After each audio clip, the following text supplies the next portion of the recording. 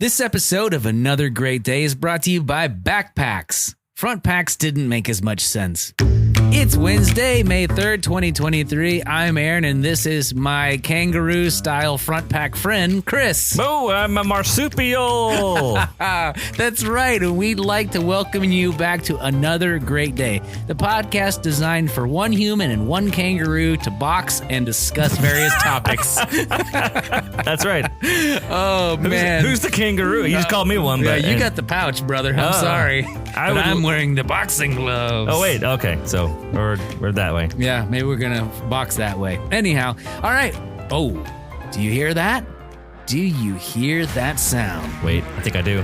What does that mean? I'm for the best segment ever. Yeah, that's right. And today's topic for the best segment ever is, what is the best vacation spot? Chris, I'm going to go first on this one. Okay, take it away. Best vacation spot in the entire world is located right here in the US of A in Beaver Creek, Colorado. Oh, I have a Beaver one-track Creek. mind. Yes, I think Beaver Creek, Colorado might be the most beautiful place and the most fun place to ski and hike and mountain bike and all of those things. So whether it's summer, whether it's winter, that is the best vacation spot, bar none. What do you think, Mr. World Traveler Guy? I am going to say the best vacation spot. And this is going to get real sentimental real quick. Okay, I'm glad I went first. Yeah, this is going to get real sappy. And now for some sentimental music. It's wherever Shannon and Geneva are. I don't really care. Oh. Like, I could be at home chilling with them. It'd be great. I could be off in some crazy land. That'd be great too.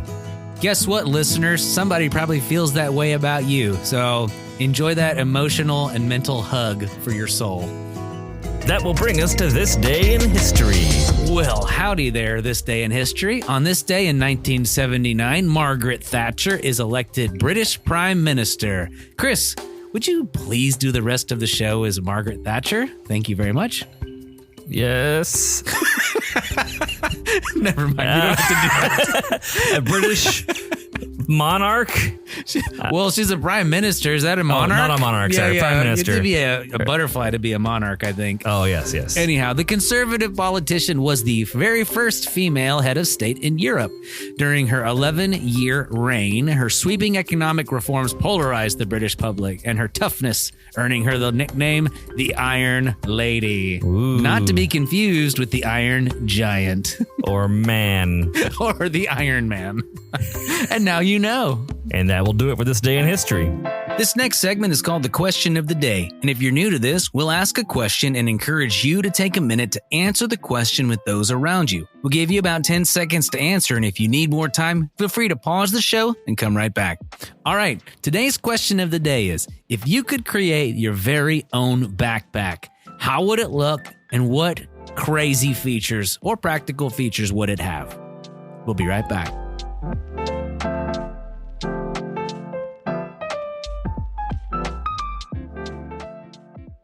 All right, welcome back. Another great day, listeners. We hope you enjoyed Backpack Talk.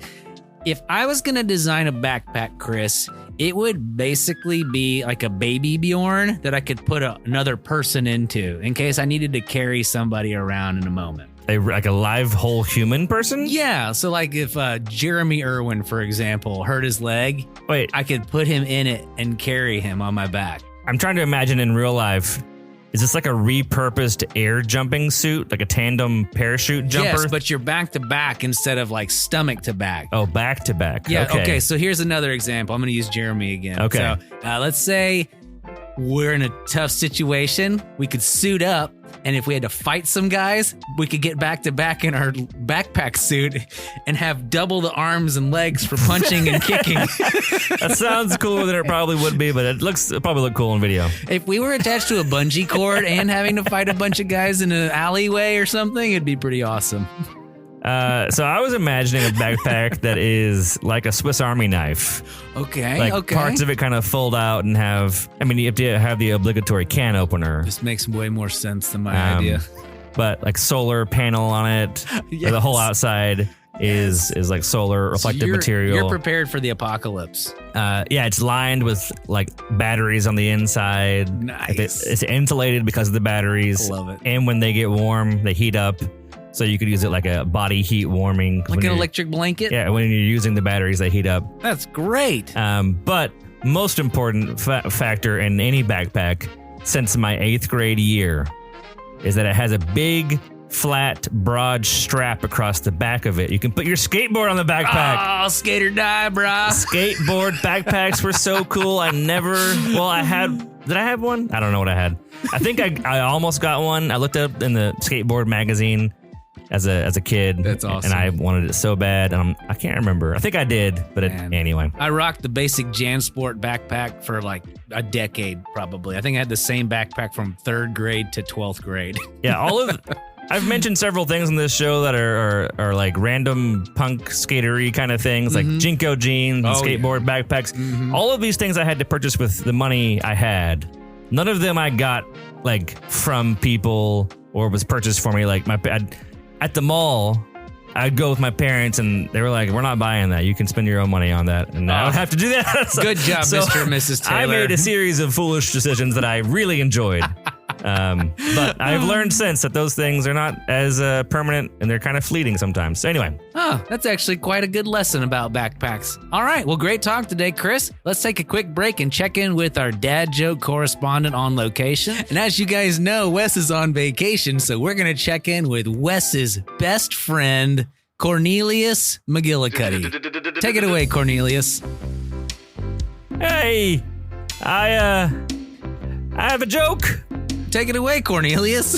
Well, I'm a little afraid. I've never told this joke to anybody. This is a safe place. No one's listening. It's just us two. Oh, great. I'm just going to try it out on you, okay? Ready? I don't trust those trees. Why not? They seem kind of shady. Hey-o! Well, that's a great joke, Cornelius. Yeah, thanks, Cornelius. We'll see you some other time. We'll call you.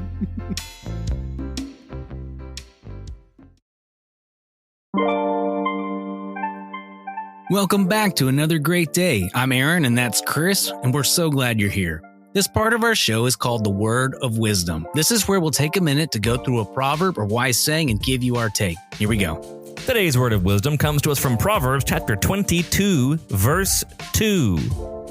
The NLT version of the Bible says, "The rich and poor have this in common. The Lord made them both." Ooh, that's so sweet. Mm-hmm. The Amplified version of the Bible, "The rich and poor have a common bond. The Lord is the maker of all of them." Love it. Take a couple minutes and discuss this and what this means to you. We'll be back.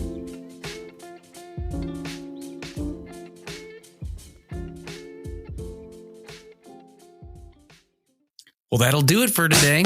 Let's cue the music and wrap things up. Our mission here is to encourage interaction, creativity, and conversation. So even though today's show may have come to an end, that does not mean your discussions have to come to an end. We thank you for listening and hope you make it another great day. We'll see you tomorrow.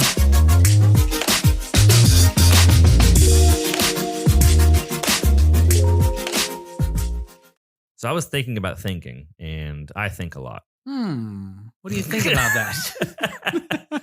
Thinking is overrated. I'm done with it. Have you thought about thinking? I've thought about thinking a thought a lot. A lot thought.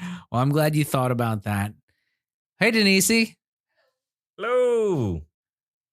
We are about to start recording. We're here where the microphones are. Is that lightning? No. Oh, that was? Lightning bug. It was really big. As big as the sky. It was the size of a hot air balloon. That would be so bright and scary. I'd be unsettling. You should write that into one of your stories. What's a bug that would be terrifying if it was the size of a hot air balloon? No. Opposite.